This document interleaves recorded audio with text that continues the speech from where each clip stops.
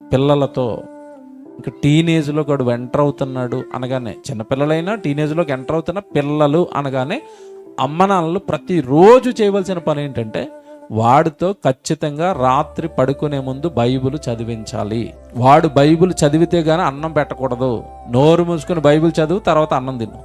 Bible చదవనంటావా, ఉపవాస ప్రార్థనే నీకు. తెల్లవారు లేచి బైబిల్ చదువుతావా, అప్పుడు టిఫిన్ పెడతాం. కండిషన్ పెట్టండి, నడ్డి విరగొట్టండి బైబిల్ చదవకపోతే. బైబిల్ చదవటం, ప్రార్థన చేయించటం, బైబిల్ రాయించటం, ఇవన్నీ వాడి జీవితంలో ఎప్పుడైతే అలవాటు అవుతూ ఉంటాయో అప్పుడు వాడు నెమ్మదిగా మార్పు ఒక మాట కాకపోతే ఒక మాట, ఒక మాట కాకపోతే ఒక మాట, ఒక మాట కాకపోతే ఒక మాట, వాడి హృదయాన్ని తాకుతూ ఉంటుంది, మనసును తాకుతూ ఉంటుంది వాక్యం. బైబిల్ ఉంది చేతుల్లో, వాక్యం ఉంది, ఎందుకంటే మారట్లేదంటే లోపలికి ఎక్కడ వెళ్తుంది, వెళ్ళాలి కదా.